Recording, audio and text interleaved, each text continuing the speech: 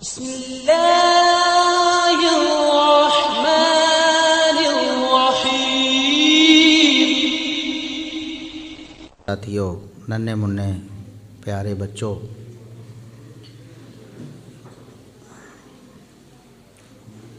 اس دنیا میں سارے انسان برابر نہیں ہوتے۔ اچھے برے لوگ ہوتے ہیں، بہت اچھے، بہت ہی اچھے، سب سے برے، ہر قسم کے لوگ ہوتے ہیں۔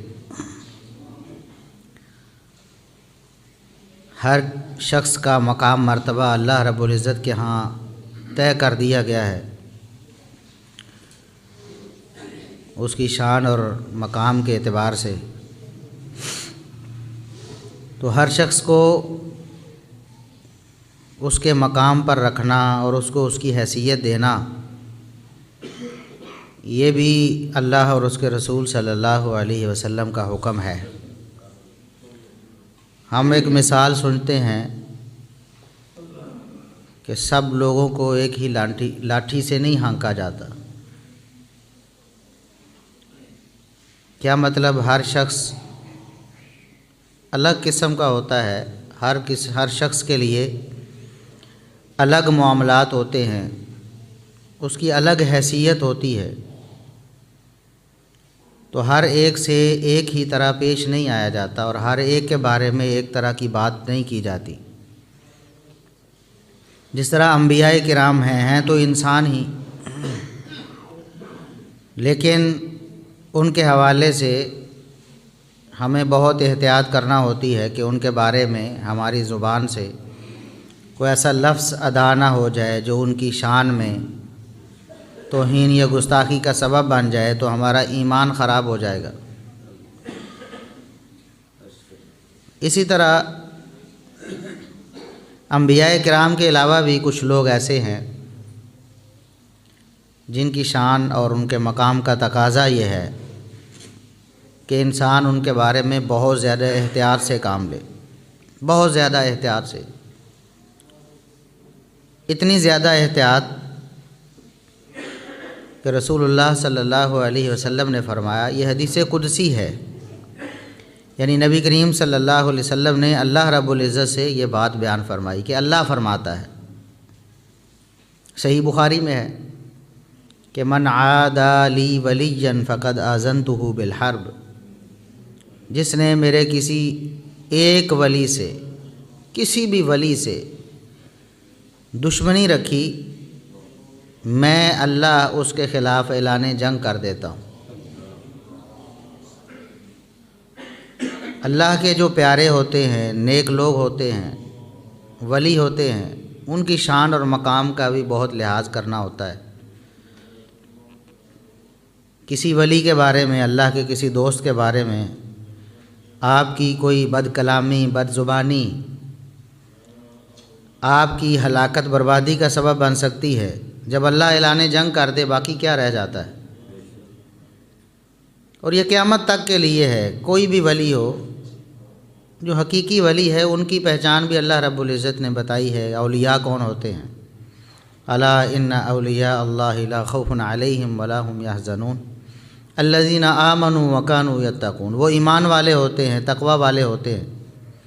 ایک تو وہ ہیں جن کو ہم نے ولی بنا دیا، ہم نے کہہ دیا کہ ولی ہے، لوگ مشہور ہو جاتا ہے فلانا بڑا ولی ہے۔ ایک وہ ہے جو قرآن و سنت کے معیار کے مطابق اس معیار پہ پورا اترتا ہے، اور وہ اللہ کا ولی ہے، ایمان بھی ہے اور تقوی بھی ہے۔ اور پھر متقین کون ہوتے ہیں؟ ان کی نشانیاں بھی اللہ رب العزت نے بیان فرمائی ہیں قرآن کریم میں۔ یہاں فرمایا نا، اولیاء کون ہیں اللہ کے؟ اولیاء ایمان والے اور متقین۔ تو متقین کون ہیں؟ ان کے بارے میں بھی اللہ رب العزت نے مختلف مقامات پر قرآن کریم میں بیان فرمایا ہے۔ سورہ بقرہ کے آغاز میں بھی ھدی للمتقین الذین یؤمنون بالغیب ویقیمون الصلاۃ ومما رزقناہم ینفقون والذین یؤمنون بما انزل الیک وما انزل من قبلک وبالآخرۃ ھم یوقنون اولئک علی ھدی من ربہم۔ تو یہ ساری اللہ رب العزت نے نشانیاں بیان فرمائیں۔ تو جو ایسے اولیاء ہوتے ہیں نا، اللہ کے حقیقی ولی ہوتے ہیں، ان کے سر پر کوئی سینگ نہیں ہوتے جو آپ کو نظر آئیں۔ بعض لوگ ہوتے ہیں نا، انہوں نے معیار مقرر کیے، ولایت کا معیار ہوتا ہے، اس نے اتنے چلے کاٹے ہوں، جنگلوں میں رہا ہو، یا اس نے اتنی ریاضت کی ہو، اتنی مشق کی ہو، کنویں میں الٹا لٹکا ہو۔ یہ نہیں، یہ معیار اللہ کے یہاں نہیں ہوتا۔ تو آپ کے لیے کوئی ایسی چیز نہیں ہے کہ آپ اس کو کہیں کہ یہ ولی ہے، چونکہ اس میں یہ نشانی پائی جا رہی جو بظاہر کوئی نظر آ رہی۔ ایمان اور تقویٰ تو یہ اللہ رب العزت کے ہاں یہ دل کے معاملات ہیں۔ تو جو دین کے اوپر ثابت قدم رہتا ہے، دین کے اوپر پورا عمل کرتا ہے، اللہ سے ڈرنے والا ہے، اللہ رب العزت کے تمام احکامات کو بجا لانے والا ہے، رسول اللہ صلی اللہ علیہ وسلم کی سنت کے مطابق اپنی زندگی بسر کرنے والا ہے، وہ ولی ہے، وہ ولی ہے۔ تو کسی بھی ولی، اللہ رب العزت کا کوئی بھی ولی ہے، کوئی بھی دوست ہے، اس کا دل آپ نے نہیں دکھانا، اس کے بارے میں برا نہیں بولنا۔ سامنے بولیں گے تب تو اس کا دل دکھے گا، اگر اس کے پیچھے پیٹھ پیچھے بات کریں گے تو غیبت ہوگی۔ یہ بھی بہت بڑا جرم ہے، یہ اس سے بھی بڑا جرم ہے۔ آپ سامنے کہیں گے تو وہ اس کا رد کر دے گا، اپنی صفائی پیش کرے گا، لیکن وہ موجود ہی نہیں ہے اور آپ اس کے بارے میں باتیں کر رہے ہیں، تو اپنا دفاع تو نہیں کر سکتا نا۔ پھر اللہ رب العزت ہی اس کی طرف سے آپ سے نمٹے گا۔ تو اولیاء اللہ جو ہیں، ان کے ساتھ بھی انسان کا معاملہ عام انسانوں جیسا نہیں ہوتا۔ ان کا اپنا سٹیٹس ہے، ان کی اپنی شان اور مقام ہے، اس حساب سے ان کے بارے میں بات کرنی ہے، اس حساب سے ان کے بارے میں اپنی سوچ اور فکر رکھنی ہے۔ عداوت، دشمنی، یہ بظاہر کسی سے لڑائی جھگڑا کرنے کا نام نہیں کہ آپ کسی سے لڑیں ہی تب ہی عداوت ہوگی، یہ تو دل کا معاملہ ہے، آپ اسے برا سمجھتے ہیں، آپ کا دل اس کے بارے میں برا ہے، یہ عداوت ہے۔ آپ کے دل میں میل ہے، یہ نہیں، یہ اچھا نہیں ہے، مجھے اچھا نہیں لگتا، یہ عداوت ہے۔ اتنی چیز بھی کسی نے اپنے دل میں رکھ لی نا کسی ولی کے بارے میں، تو اللہ فرماتا ہے میں نے اس کے خلاف اعلان جنگ کر دیا۔ اللہ رب العزت جو فرماتا ہے سچ فرماتا ہے۔ اللہ رب العزت کے جو وعدے ہیں وہ کبھی اللہ رب العزت ان کو توڑتا نہیں ہے، جو وعدہ کیا ہے پورا کرتا ہے۔ لا یخلف اللہ المیعاد، وعدہ اللہ رب العزت نے جو کر دیا، جو فرما دیا، اللہ رب العزت کا فرمان برحق ہے۔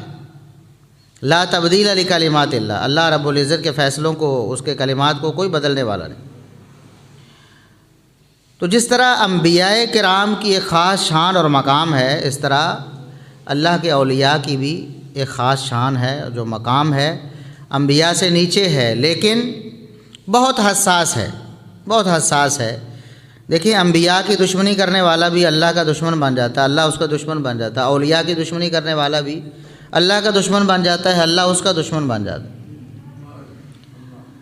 آج کے ولی کے لیے اور قیامت تک آنے والے، اور یہ بھی یاد رکھیں اولیاء کا وجود قیامت تک رہے گا۔ میں نے عرض کیا یہ کوئی ایسا تاج نہیں ہے جس نے پہنا ہو تو آپ کہیں گے یہ ولی ہے، چونکہ اب ہمیں وہ تاج والا یا گانی والا نظر نہیں آ رہا، یا سر پہ سینگوں والا نظر نہیں آ رہا، تو اب تو کوئی ولی نہیں ہوگا۔ ولایت کا معیار وہ تقویٰ ہے، ایمان ہے، اتباع سنت ہے، اور یہ قیامت تک رہے گا۔ جب دنیا میں اللہ کا کوئی ایک دوست بھی نہیں رہ گیا، نہ اللہ کا کوئی ایک ولی بھی، اللہ رب العزت کو راضی کرنے والا ایک شخص بھی نہ رہ گیا، پھر قیامت قائم ہو جائے گی۔ کیونکہ رسول اللہ صلی اللہ علیہ وسلم نے فرمایا قیامت اشرار الناس پہ قائم ہوگی، بدترین لوگوں پر۔ بدترین جو لوگ ہوتے وہ اللہ کے ولی تھوڑے ہوتے، اور اللہ کے ولی بدترین تھوڑے ہوتے۔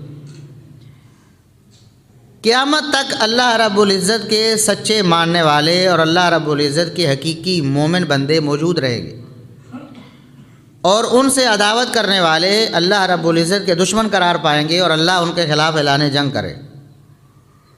یہ بات آپ کو معلوم ہو گئی۔ آج ہمارے ایمان کے بارے میں کوئی گارنٹی نہیں ہے۔ میں کسی شخص کے بارے میں کوئی خیال رکھتا ہوں حسن ظن پر مبنی، نمازی ہے، حاجی ہے، نیک آدمی ہے، اللہ کی راہ میں خرچ کرتا ہے، نیک آدمی ہے، اللہ کا پیارا ہوگا، حسن ظن رکھنا بھی چاہیے نا، ہمیں حکم یہی ہے، لیکن گارنٹی نہیں، ہم قسم کھا کے نہیں کہہ سکتے کہ فلاں، اللہ کی قسم فلاں بڑا مومن بندہ ہے، منع ہے ہمارے لیے۔ ہاں حسن ظن ضرور رکھیں گے، انشاءاللہ مومن ہے، ہم نے جو دیکھا ہے اس کو اچھا ہی پایا ہے، اور انشاءاللہ ایسا ہی ہوگا۔ اسی طرح اس کی جنت کے بارے میں بھی، فوت ہو گیا، بڑا نیک آدمی تھا، انشاءاللہ اللہ اس کو جنت دے گا، یہی کہتے ہیں نا۔ ہم قسم کھا کے پورے ایمان کے ساتھ نہیں کہہ سکتے کہ وہ جنت میں چلا گیا ہے، ہمیں نہیں پتہ، لیکن کچھ اولیاء اللہ ایسے ہیں جن کا جنتی ہونا یا جن کے ایمان کے بارے میں گواہی ہونا یہ کتاب و سنت میں مذکور، اس کے بارے میں کوئی شبہ کر ہی نہیں سکتا، کسی کو شبہ ہو ہی نہیں سکتا۔ ایک تو انبیاء کرام ہے نا، انبیاء کرام کے علاوہ بات ہو رہی، کچھ اور ہستیاں بھی ایسی ہیں جن کا ایمان، جن کا دین، جن کا تقوی، جن کی جنت، جن کے لیے اللہ کی رضامندی طے کر دی گئی ہے، ان اولیاء کو کہتے ہیں صحابہ کرام۔ کیا کہتے ہیں؟ آج کا کوئی ولی ہے جس کو ہم ولی کہتے ہیں، ہمارا خیال ہے نا ولی، کئی دفعہ ایسے ہوتا ہے، پچھلے کچھ عرصہ پہلے بھی یہ خبر آئی تھی، سندھ سے کوئی شخص پکڑا گیا، وہ پتہ نہیں کتنے 20 سال سے امامت کر رہا تھا کسی مسجد میں، وہ اصل میں ایجنٹ تھا، اس نے داڑھی بھی رکھی ہوئی تھی، بظاہر اولیاء اپنایا ہوا تھا۔ اب ہمیں کہ دل کے تو بارے میں تو علم نہیں ہے، ہم نے تو اس کے ظاہر کو دیکھا ہے، گارنٹی نہیں ہے ہمارے پاس، گارنٹی نہیں، حسن ظن ہے، ہمارا خیال ہے انشاءاللہ ایسے ہی ہوگا، ہم نے اس کو ایسا ہی پایا ہے، اتنے عرصے سے ہم دیکھ رہے ہیں، نیک آدمی۔ لیکن صحابہ کرام رضوان اللہ علیہم اجمعین کے بارے میں گارنٹی ہے۔ قرآن میں اللہ نے فرما دیا یہ حقیقی مومن اولئک هم المؤمنون حقا، دنیا میں اگر کوئی حقیقی مومن ہیں تو یہ ہیں صحابہ کرام، حقیقی مومن ہیں، ان کے ایمان کے بارے میں کوئی شبہ نہیں ہو سکتا، قرآن میں آ گیا نا ان کا ایمان، ان کی نیکی اور تقوی کے بارے میں کوئی شبہ نہیں ہو سکتا۔ اللہ رب العزت نے قرآن میں فرما دیا فَعَلِمَ مَا فِي قُلُوبِهِمْ، اللہ نے ان کے دلوں کو پرکھ کے رکھ دیا ساری دنیا کے سامنے، یہ دیکھو ان کے دل، امتحن اللہ قلوبہم للتقوی، ساری کائنات کے دلوں میں سے اللہ رب العزت نے چھان کر، پھٹک کر، چھلنی سے گزار کر ان کے دلوں کا انتخاب کیا ہے کہ یہ تقوی والے دل ہیں۔ یہ صحابہ کرام کے بارے میں فرمایا سورہ حجرات میں۔ اسی طرح اولئک هم الراشدون، اگر کوئی سیدھی راہ پہ چلنے والے لوگ ہیں نا دنیا میں تو یہی لوگ ہیں صحابہ کرام۔ یہ صحابہ کرام کے بارے میں سورہ حجرات میں اور دیگر مقامات پر۔ اسی طرح صحابہ کرام رضوان اللہ علیہم اجمعین کے بارے میں اللہ رب العزت نے قرآن کریم میں جا بجا ان کے بارے میں، ان کے ایمان کے بارے میں، ان کے دین کے بارے میں، ان کے تقوی کے بارے میں، ان کی حسن نیت کے بارے میں، ان کے رسول اللہ صلی اللہ علیہ وسلم کے جانثار وفادار ہونے کے بارے میں گواہیاں دی ہیں۔ آج اگر ایک شخص جس کو ہم سمجھتے ہیں نیکی تقوی والا ہے، ہم پر فرض ہے کہ ہم اس کے بارے میں حسن ظن رکھیں، جب تک ہمارے پاس کوئی ایسی بات نہیں آتی جس سے ہمیں یقین ہو جائے کہ نہیں بھی یہ تو کھوٹا بندہ ہے، ہم نے دیکھ لیا فلاں مقام پر، ہم حسن ظن کی بنیاد پر جس کو ولی سمجھتے ہیں کہ یہ ولی ہوگا، نمازی ہے، پرہیزگار ہے، ہم نے اس کو کوئی برائی کرتے نہیں دیکھا، نیک بندہ ہوگا، ہم اس کے بارے میں حسن ظن رکھتے ہیں۔ آج کے بندے کے بارے میں، اس کے بارے میں برا سوچنے کی اجازت نہیں۔ اور جن کو قرآن نے کہا کہ یہ حقیقی مومن ہے، یہ حقیقی اللہ رب العزت سے ڈرنے والے ہیں، ان کا تقوی، ان کا دین معیار ہے تمہارے لیے، فَإِنْ آمَنُوا بِمِثْلِ مَا آمَنْتُمْ بِهِ فَقَدِ اهْتَدَوْا، فرمایا کہ اگر یہ لوگ ایمان لانا چاہتے ہیں تو صحابہ کرام کے ایمان جیسا ایمان لے کے آئیں، صحابہ کرام کے ایمان جیسا ایمان لے کر آئیں، تب یہ ہدایت پر جائیں گے۔ وَإِن تَوَلَّوْا فَإِنَّمَا هُمْ فِي شِقَاقٍ، اگر صحابہ کرام والا ایمان نہیں لاتے، صحابہ کرام والا عمل نہیں بناتے، صحابہ کرام کا راستہ نہیں اپناتے، تو پھر کیا ہے؟ فَإِنَّمَا هُمْ فِي شِقَاقٍ، پھر یہ گمراہ ہی رہیں گے، پھر یہ ہدایت پر نہیں ہو سکتے۔ تو ایسے لوگوں کے بارے میں اگر کوئی اپنا دل میلا کر لے، برے خیالات رکھ لے، ان کو برا سمجھنا شروع کر دے، نعوذ باللہ، پھر بتائیں اللہ رب العزت اس کے خلاف کیا اعلان جنگ نہیں کرے؟ اور اللہ جس کے خلاف اعلان جنگ کر دے، دنیا آخرت اس کی برباد ہو جاتی، دنیا میں بھی رسوا ہو جاتا ہے، ذلیل ہو جاتا ہے، اور آخرت میں تو پھر تباہی بربادی مقدر ہے۔ اس لیے جس طرح انبیاء کے بارے میں ہم احتیاط کرتے ہیں، اولیاء کے بارے میں بھی ہمیں احتیاط کرنی چاہیے، اور جو سب سے بڑے ولی ہیں صحابہ کرام، ان کے بارے میں تو بہت زیادہ احتیاط کرنی چاہیے، کہیں ہم اپنا ایمان ضائع نہ کر بیٹھیں۔ لوگوں کی باتوں میں آ کر اب شیطان ذہن میں بات ڈالتا ہے، یار فلاں بندے نے اتنی باتیں کی ہیں، فلاں کتاب میں یہ لکھا ہوا ہے، فلاں بندے نے لیکچر دیا تھا، اس نے اتنی باتیں اس میں کی ہیں، کوئی تو بات ہوگی نا، آخر ایک بندے کے بارے میں اتنا کیوں سارے ہی کہہ رہے ہیں، وہ بھی کہہ رہا ہے، وہ بھی کہہ رہا ہے، وہ بھی کہہ رہا ہے، کوئی بات تو ہوگی، اس نے کچھ تو کیا ہوگا، اس لیے لوگ اس کے بارے میں بول رہے ہیں۔ لوگ سوچ لیتے ہیں ایسا، چلو جی ایک بات میں آپ صفائی پیش کریں گے، دوسری میں پیش کریں گے، 100 باتیں ہیں، کس کس بات میں صفائی پیش کریں؟ دنیا میں کون ایسا ہے جس کے بارے میں اس کے دشمنوں نے جھوٹ نہیں بولے؟ اس کائنات میں سب سے معتبر اور مقدس اور پاکیزہ ذات محمد الرسول اللہ صلی اللہ علیہ وسلم کی ہے، تو آپ کا کیا خیال ہے؟ ساری دنیا آپ صلی اللہ علیہ وسلم کی تعریفیں کرتی ہے؟ دشمن بھی تو ہیں نا آپ کے، اس دور میں بھی تھے، آج بھی ہیں نا دشمن، برا کہنے والے بھی ہیں نا، اچھا کہنے والے ہیں تو برا کہنے والے بھی بہت ہیں، خاکے بنانے والے، نعوذ باللہ، کارٹون بنانے والے، گستاخی کرنے والے، توہین کرنے والے، کتابیں لکھنے والے، آپ صلی اللہ علیہ وسلم کو نعوذ باللہ دہشت گرد کہنے والے، آپ کی تعلیمات کو دہشت گردی قرار دینے والے، ایسے بدبخت بھی ہیں نا۔ اس کائنات میں محمد الرسول اللہ صلی اللہ علیہ وسلم سے زیادہ بے ضرر ذات کسی کی نہیں، ایسی ہستی جس نے دنیا میں کبھی کسی کا کوئی نقصان نہیں کیا، ساری کائنات کا فائدہ کیا ہے، اپنوں کا بھی پرایوں کا بھی، جو مسلمان ہوئے ان کا بھی فائدہ کیا ہے، کافروں کا بھی فائدہ ہی کیا ہے۔ اس سے بڑا فائدہ کیا ہو سکتا ہے کہ ان کی ہدایت کے لیے تڑپتے رہے۔ وہ جانی دشمن بنے ہوئے ہیں، خون کے پیاسے بنے ہوئے ہیں، لیکن رسول اللہ صلی اللہ علیہ وسلم ان کی خیر خواہی کرتے ہیں، اور ایک ہی تڑپ اور تمنا ہے کہ کاش یہ مسلمان ہو جائیں، جہنم کے راستے سے ہٹ کر جنت کے راستے پہ آ جائیں۔ یہ آپ صلی اللہ علیہ وسلم کی اتنی زیادہ خواہش تھی کہ قرآن میں سورہ کہف پہ اللہ رب العزت نے فرمایا فَلَعَلَّكَ بَاخِعٌ نَفْسَكَ عَلَىٰ آثَارِهِمْ إِن لَّمْ يُؤْمِنُوا بِهَٰذَا الْحَدِيثِ آسَفًا۔ اے نبی، ایسے محسوس ہو رہا ہے معاشرے میں، ماحول میں، عام روٹین یہ ہے کہ جتنا آپ ان کے لیے تڑپتے ہیں، جتنا ان کے لیے اپنی جان مارتے ہیں، یہ کافر ہیں، یہ منکر ہیں، یہ آپ کو گالیاں دیتے ہیں، آپ کی بات کو نہیں مانتے، آپ کو تکلیفیں دیتے ہیں، لیکن آپ ان کے لیے تڑپتے ہیں، اتنا تڑپتے ہیں، ہو سکتا ہے کہ اسی تڑپ میں اور اسی پریشانی اور بے قراری میں کہ یہ قرآن اور حدیث کو، اللہ کی تعلیمات کو کیوں نہیں مان رہے، یہ توحید پر کیوں نہیں آ رہے، یہ شرک پر کیوں جا رہے ہیں دنیا سے، ایسے روٹین میں ایسے ہے کہ ہو سکتا ہے کہ آپ اپنی جان ہی دے دیں ان کے پر، ان کی تڑپ میں، ان کی ہدایت کی تڑپ میں گویا آپ اپنی جان ہی دے دیں گے۔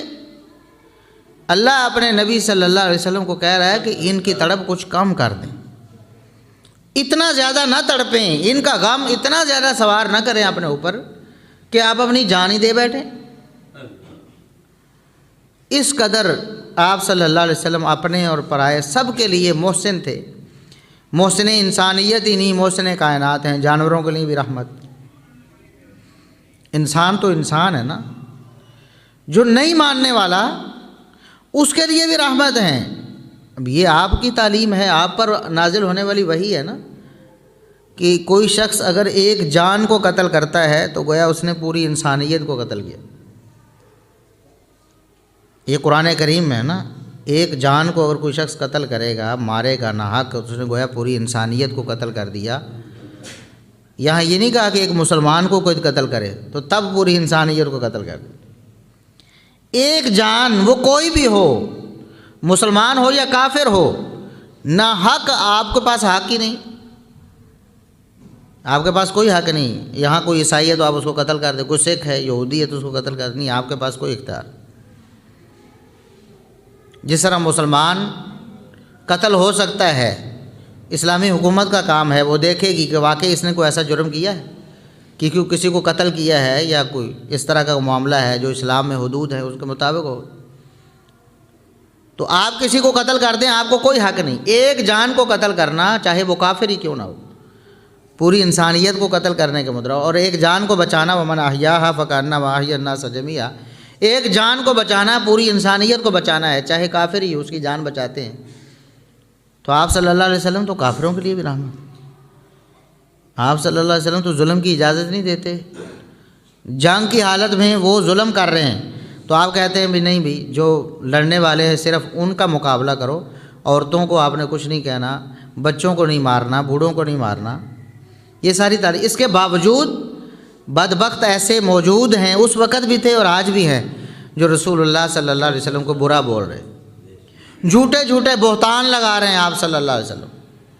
کون سا ایسا بہتان ہے دنیا میں جو کسی شخص پر لگایا گیا ہو لیکن محمد الرسول اللہ صلی اللہ علیہ وسلم پر نہیں لگایا؟ کوئی ایسا بہتان نہیں۔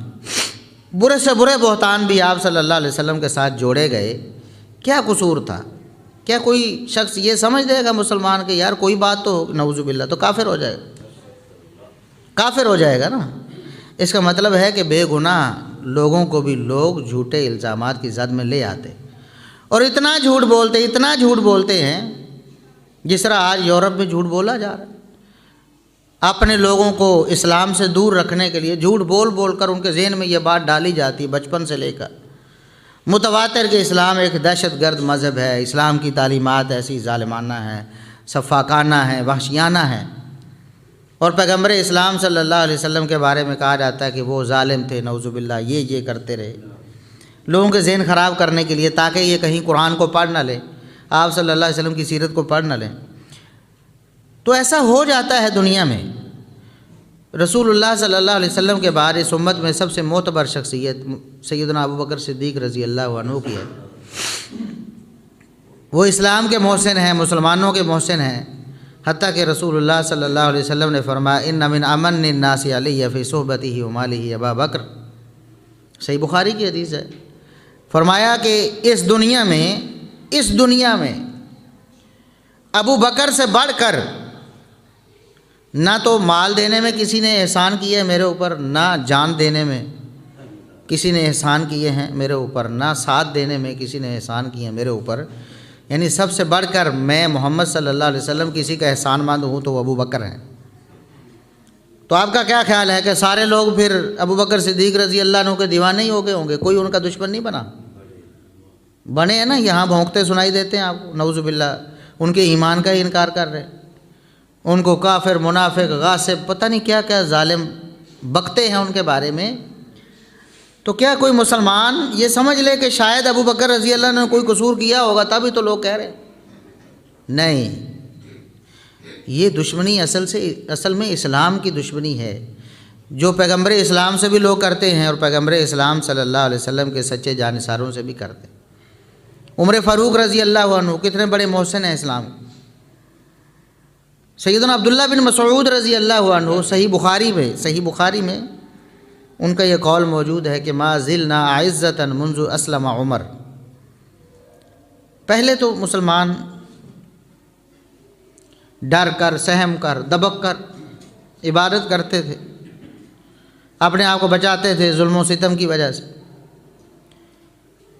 پسے ہوئے تھے، مار کھاتے تھے، لیکن جب سے عمر رضی اللہ عنہ نے اسلام قبول کیا پھر مسلمان بڑھتے ہی چلے گئے، پھر چڑھتے ہی چلے گئے، پھر مسلمانوں نے پیچھے مڑ کر نہیں دیکھا، پھر کبھی مغلوب نہیں ہوئے، پھر کبھی ڈرے نہیں، کبھی جھکے نہیں، جھجکے نہیں ہیں، پھر کھل کر اظہار کیا ہے، کھل کر عبادت کی ہے۔ یہ عمر بن خطاب رضی اللہ عنہ کتنے بڑے محسن ہیں کہ اس دور میں بھی صحابہ کرام کہتے ہیں کہ عمر کے ملنے کی وجہ سے ہم ظلم و ستم سے باہر آ گئے، ہم جرأت مند بن گئے، پھر ہم کھل کر باتیں کرنے لگے، کھل کر دعوت دینے لگے، پھر ہمارے اندر جو ڈر اور خوف تھا وہ نکل گیا۔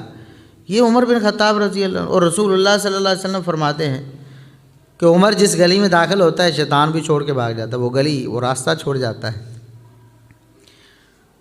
تو ایسی جلیل القدر ہستی، تو کیا خیال ہے سارے ہی ان کے محب بن گئے ہوں گے؟ کیا دشمن نہیں ہیں ان کے؟ کیا آج ان کو بھونکنے والے دنیا میں نہیں ہیں؟ ہے نا؟ ایمان کا اقرار بھی زبان سے کریں گے، کلمہ پڑھنے والے، اللہ کی توحید کا بھی زبانی اقرار کرنے والے، حقیقت میں تو کوئی نہیں، توحید ان کے پاس کوئی نہیں، اور رسول اللہ صلی اللہ علیہ وسلم کی رسالت کا بھی زبانی انکار کرنے والے، عبداللہ بن ابی اینڈ کمپنی کی طرح اوپر سے اقرار کرنے والے، کیا دشمن نہیں ہیں ان کے؟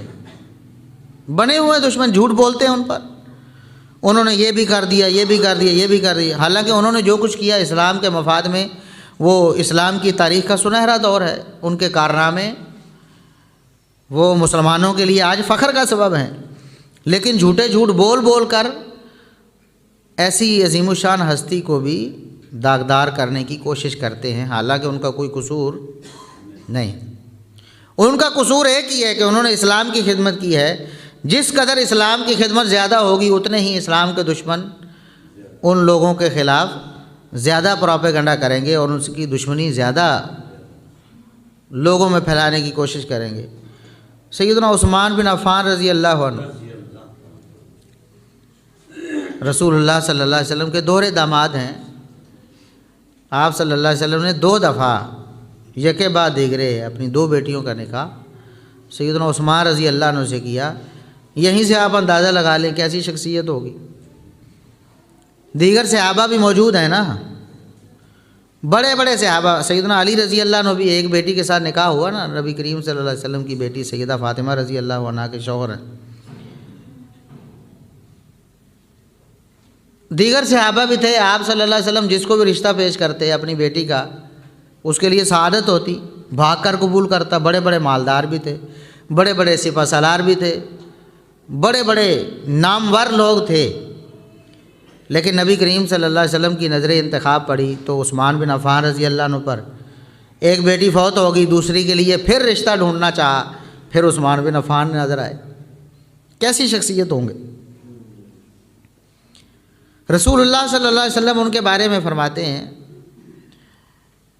ایک دفعہ سیدہ عائشہ رضی اللہ عنہا نے پوچھ لیا نا، آپ گھر میں تشریف فرما تھے، یہ صحیح مسلم کی حدیث ہے، گھر میں تشریف فرما تھے، دروازے پہ دستک ہوئی، پوچھا دیکھو کون آیا ہے، بتایا گیا کہ ابو بکر آئے ہیں رضی اللہ عنہ۔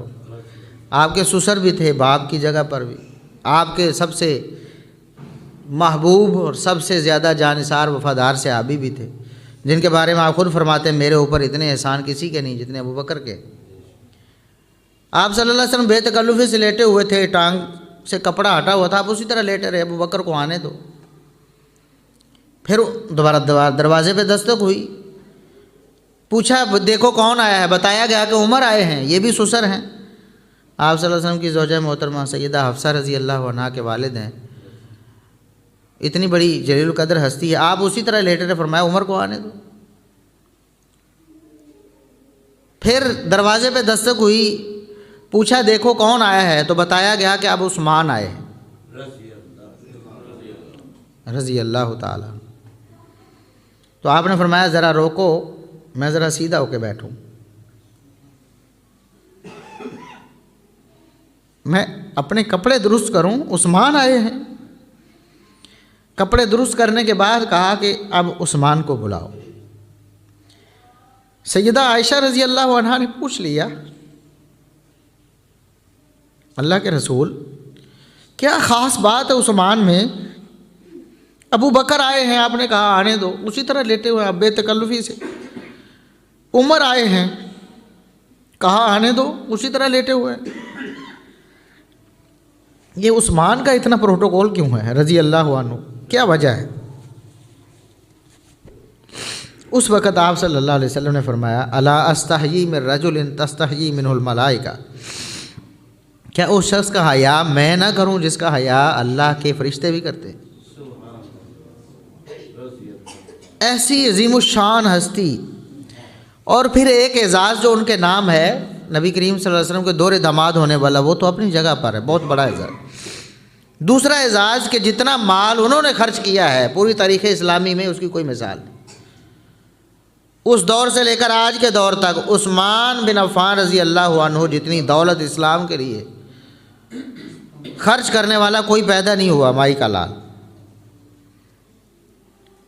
لیکن آپ کا کیا خیال ہے کہ اس اسلام کے محسن نبی کریم صلی اللہ علیہ وسلم کے پیارے، جس کا حیا نبی کریم صلی اللہ علیہ وسلم بھی کرتے ہیں، تو کیا خیال ہے سارے لوگ ہی پھر حیا کرتے ہوں گے؟ ان کا نہیں کرتے نا۔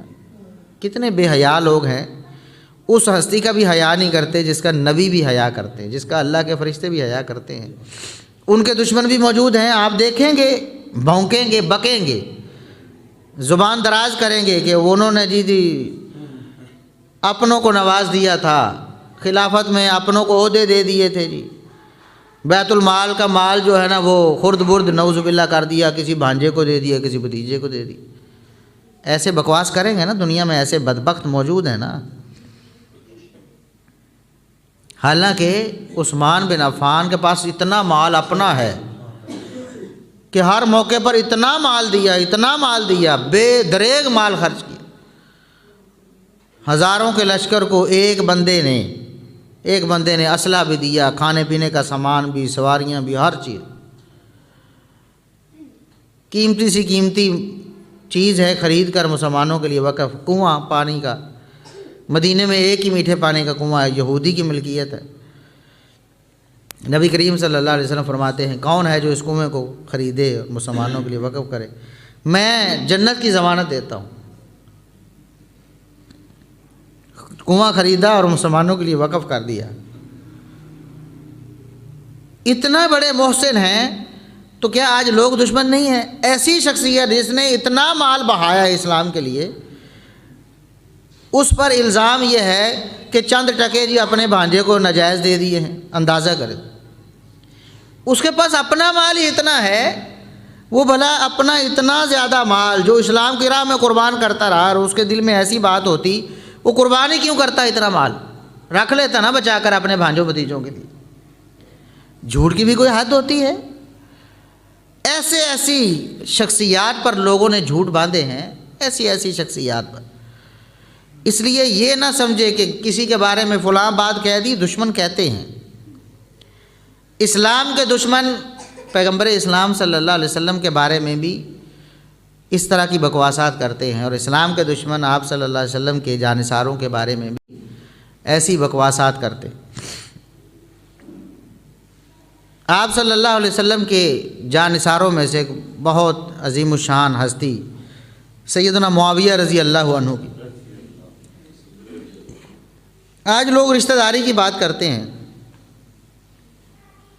کہ نبی کریم صلی اللہ علیہ وسلم کی رشتہ داری کا ادب کرنا چاہیے۔ ہم تو کرتے ہیں بھائی، ہم تو کرتے ہیں۔ آپ کی رشتہ داری ہو اور ہم ادب نہ کریں، ہم کون ہوتے؟ لیکن اس کے لیے شرط ہے ایمان۔ نبی کریم صلی اللہ علیہ وسلم پر ایمان رکھنے والا ہو آپ کا رشتہ دار، ہمارے سر آنکھوں پر۔ ہمارا ایمان اس کے بغیر مکمل ہی نہیں ہوتا، اور نبی پر ایمان لانے والوں کے بغیر ہمارا ایمان مکمل، وہ آپ صلی اللہ علیہ وسلم سے خاندان سے ہو، آپ کا رشتہ دار ہو یا نہ رشتہ دار ہو۔ اگر وہ رشتہ دار ہے تو اور زیادہ ہمیں آپ صلی اللہ علیہ وسلم کی رشتہ داری کی وجہ سے بھی لحاظ اور پاس ہونا چاہیے کہ یہ آپ کا رشتہ دار ہے۔ ہم تو آپ صلی اللہ علیہ وسلم کی ہر رشتہ داری کا ادب اور احترام کرتے ہیں، لیکن یہ لوگ جھوٹ بولتے ہیں، نبی کی رشتہ داری کا نام لے کر نبی کے رشتہ داروں کو ہی گالیاں دیتے ہیں۔ کیا خیال ہے ابو بکر رضی اللہ عنہ نبی کے کوئی رشتہ دار نہیں، سسر ہے نا نبی کریم صلی اللہ علیہ وسلم کے۔ اور صرف یہی نہیں کہ یہ سسر والا رشتہ ہے، ویسے بھی خاندان ایک ہے، قریشی ہیں، نبی کریم صلی اللہ علیہ وسلم کے باپ دادا سے ایک ہیں، نسل ایک چلی آ رہی، خاندان ایک ہے۔ آپ کے خاندان آپ سے خونی رشتہ بھی ہے، باپ دادا سے خونی رشتہ بھی ہے، پھر سسرالی رشتہ بھی ہے۔ آپ صلی اللہ علیہ وسلم داماد ہیں ان کے، بھلا رشتہ داری اور کون سی رشتہ داری ہونی ہے؟ عمر فاروق رضی اللہ عنہ کیا آپ کے رشتہ دار نہیں ہیں؟ وہ بھی قریشی ہیں، باپ دادا سے خونی رشتہ بھی ہے نبی کریم صلی اللہ علیہ وسلم سے، پھر سسرالی رشتہ بھی ہے۔ ان کی بیٹی نبی کریم صلی اللہ علیہ وسلم کی عزت ہیں، عصمت ہیں، وہ آپ کے سسر ہیں۔ عثمان بن عفان رضی اللہ عنہ خاندانی طور پر بھی آپ صلی اللہ علیہ وسلم کے رشتہ دار ہیں، قریشی ہیں، باپ دادا سے خون ایک ہے، اور اس کے ساتھ ساتھ آپ صلی اللہ علیہ وسلم کے دور داماد بھی ہیں کہ یہ رشتہ داری نہیں ہے۔ سیدنا معاویہ رضی اللہ عنہ نبی کریم صلی اللہ علیہ وسلم کے خاندان سے ہیں، قریشی ہیں، قریش قبیلے سے ہیں، خون ایک ہے، باپ دادا سے رشتہ داری ہے، اور اس کے بعد آپ صلی اللہ علیہ وسلم کے برادر نسبتی بھی ہیں، یعنی ان کی بہن نبی کریم صلی اللہ علیہ وسلم کی زوجہ محترمہ ہیں ام المومنین سیدہ ام حبیبہ رضی اللہ عنہ۔ سیدنا ابو سفیان رضی اللہ عنہ قریشی ہیں، نبی کریم صلی اللہ علیہ وسلم سے خونی رشتہ بھی ہے باپ دادا سے، اور نبی کریم صلی اللہ علیہ وسلم کے سسر بھی ہیں، ام حبیبہ رضی اللہ عنہ کے والد بھی ہیں۔ تو کیا یہ رشتہ داری نظر نہیں آتی ہے؟ رشتہ داری کی بات کرتے ہیں تو نبی کریم صلی اللہ علیہ وسلم کی ازواج مطہرات کیا ان کی رشتہ داری نہیں؟ نبی کریم صلی اللہ علیہ وسلم بیوی سے قریبی رشتہ داری کون سی ہے؟ ایک تو ماں باپ کی طرف سے ہے نا قرابت، ماں باپ کے علاوہ باقی جو قرابت ہے، بیوی سے زیادہ تو قریب کوئی نہیں، بہن بھائی بھی نہیں۔ بیوی سے جو انسان کا رشتہ ہے وہ کسی اور کے ساتھ نہیں ہے، اس کو رشتہ داری نہیں سمجھتے ہیں۔ نبی کریم صلی اللہ علیہ وسلم کی بیویوں کو بکتے ہیں، گالیاں بکتے ہیں، توہین اور گستاخی کرتے ہیں، پھر کہتے ہیں کہ نبی کی رشتہ داری کا حیا کرو۔ ہم تو کرتے ہیں بھائی، کوئی ایک رشتہ داری نبی کریم صلی اللہ علیہ وسلم کی لاؤ جس کے ساتھ ایمان منسلک ہو اور ہم اس کا حیا نہ کرتے ہو، یا ہم اس کے بارے میں برا بولتے ہوں، ہم تو اس شخص کو ویسے ہی بے ایمان کہتے ہیں جو نبی کریم صلی اللہ علیہ وسلم کے ایمان والے رشتہ داروں سے دشمنی رکھے یا ان کے بارے میں برا بولے، وہ منافق ہے، مومن نہیں ہے۔ لیکن نبی کریم صلی اللہ علیہ وسلم کی ان رشتہ داریوں کو کون دیکھے؟ بات کرتے ہیں اہل بیت کی کہ ہم اہل بیت کو ماننے والے ہیں۔ سب سے بڑا جھوٹ دنیا کا، جس طرح قادیانی کہتے ہیں نا ہم مسلمان ہیں، کتنا بڑا جھوٹ ہے، کہتے ہیں کہ نہیں کہتے؟ باوجود اس کے کہ ملک کا قانون بن گیا، آئین میں لکھا گیا کہ یہ کافر ہے، اس کے باوجود انہوں نے دعویٰ چھوڑا نہیں چھوڑا؟ آج بھی یہی دعویٰ ہے ان کا کہ ہم مسلمان ہیں، جھوٹ بولتے ہیں۔ اس سے بڑا جھوٹ یہ ہے ان کا کہ ہم اہل بیت کو ماننے والے، اس سے بڑا جھوٹ ہے۔ بھئی کس اہل بیت کو ماننے والے ہو آپ؟ اہل بیت کون ہیں جن کو آپ مانتے ہو؟ قرآن کھولو، قرآن سے پوچھو اہل بیت کون ہیں۔ قرآن کہتا ہے نبی کی بیویاں اہل بیت ہیں، تم انکار کرتے ہو، قرآن کا بھی منکر ہو، پھر کہتے ہو ہم اہل بیت کو ماننے والے۔ اور بھئی دعویٰ ہے کہ ہم اہل بیت کو ماننے والے ہیں، قرآن کہتا ہے نبی کی ازواج مطہرات اہل بیت ہے، کہتے ہیں ہم نہیں ان کو اہل بیت مانتے۔ کون سے اہل بیت کو مان؟ قرآن نے 3 جگہ پر اہل بیت کا لفظ بولا ہے، قرآن میں 3 جگہ، صرف 3 جگہ اہل بیت کا لفظ ہے۔ 2 جگہ اہل البیت اور 1 جگہ اہل بیتن، 3 جگہ لفظ آیا ہے، تینوں جگہ خاتون کے لیے لفظ استعمال ہوا ہے، خواتین کے لیے، کسی مرد کے لیے قرآن میں اہل بیت کا لفظ استعمال۔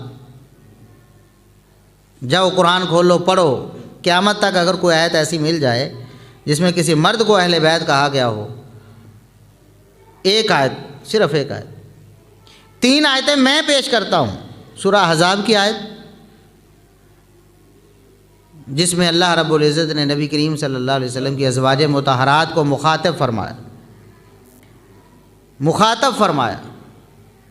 فرمایا یا نساء النبی لستن کاحد من النساء، اے نبی کی بیویوں تمہارا سٹیٹس بہت اعلیٰ ہے، دنیا کی کوئی عورت تمہاری جیسی ہو سکتی؟ یہ قرآن کا فیصلہ ہے سورہ احزاب کا۔ لستن کاحد من النساء، نبی کی ساری بیویوں کو مخاطب کر کے فرمایا کہ تم دنیا کی ہر عورت سے اعلیٰ اور افضل ہو۔ آج وہ ناسور ایسا پھیلا دیا گیا ہے میڈیا کے ذریعے، پہلے پرنٹ میڈیا، الیکٹرانک میڈیا، اب سوشل میڈیا ہے، اس طرح کی پوسٹیں آتی رہتی، لوگ سنتے ہیں، وہ زہر اندر میں بڑھتا چلا جا رہا ہے۔ آج کہے نا دنیا کی سب سے افضل اور اعلیٰ عورت کون سی ہے؟ کوئی بتائے گا دنیا کی سب سے افضل اور سب سے اعلیٰ عورت کون سی؟ ہاں جی، لیکن عام لوگوں سے پوچھ کے دیکھ لو،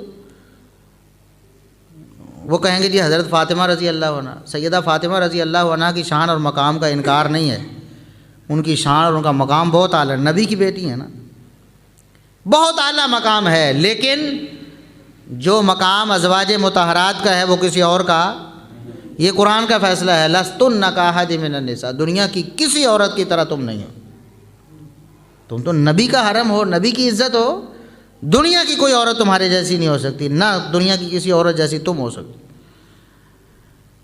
اور آگے فرمایا وَقَرْنَ فِي بُيُوتِكُنَّ وَلَا تَبَرَّجْنَ تَبَرُّجَ الْجَاهِلِيَّةِ الْأُولَىٰ وَأَقِمْنَ الصَّلَاةَ وَآتِينَ الزَّكَاةَ وَأَطِعْنَ اللَّهَ وَرَسُولَهُ إِنَّمَا يُرِيدُ اللَّهُ لِيُذْهِبَ عَنكُمُ الرِّجْسَ أَهْلَ الْبَيْتِ، تم چونکہ عام عورتوں کی طرح نہیں ہو، تمہارا مقام بہت اعلیٰ ہے، اس لیے تم نے ان احکامات کی زیادہ پابندی کرنی ہے، نمازیں بھی پڑھنی ہیں، زکوٰۃ بھی دینی ہے، اللہ رسول کی اطاعت بھی کرنی ہے۔ اللہ چاہتا ہے کہ تمہیں ہر قسم کے عیب سے بچا کے رکھے، ہر قسم کی جو گندگی ہے، ہر قسم کا عیب ہے، اللہ تمہیں اس سے پاک رکھنا چاہتا ہے۔ یہ تو ازواج مطہرات کو فرمایا، ازواج مطہرات کو فرمایا اور کہا اہل البیت، تم اہل بیت ہو، اللہ تمہیں ہر قسم کے عیب سے پاک رکھنا چاہتا ہے۔ دوسرا مقام ابراہیم علیہ السلام کی زوجہ محترمہ، ان کے پاس موجود ہیں، فرشتہ آیا کہ اللہ آپ کو بیٹا دینا چاہتا ہے، اللہ نے بیٹا لکھ دیا ہے، آپ کو بیٹا ہونے والا ہے، بیٹا اللہ آپ کو دینے والا ہے۔ اب پاس بیوی ہیں اور ابراہیم علیہ السلام اور بیوی کے علاوہ کوئی نہیں وہاں۔ بیوی حیران ہو گئی، حیران ہو کر انہوں نے کہا کہ بڑی تعجب کی بات ہے، بڑی حیرانی ہے، آلیدو، مجھے اولاد ہوگی اس عمر میں تو بانجھ ہو چکی، میری عمر ہی گزر چکی ہے بچے پیدا کرنے والی، وَهَٰذَا بَالِي شَيْخًا، میرے خامند بھی بوڑھے ہو چکے ہیں، اس عمر میں تو اولاد ہوتی نہیں، کیسے ہوگی؟ حیرانی کا اظہار کیا تو فرشتے نے اللہ رب العزت کے حکم سے یہ جواب دیا، اتعجبین من امر اللہ رحمۃ اللہ وبرکاتہ علیکم اہل البیت، کہ اللہ کے حکم سے بھی کبھی تعجب ہو سکتا، اللہ جو چاہے کر کے دکھاتا، اللہ تو کسی سبب کا محتاج نہیں۔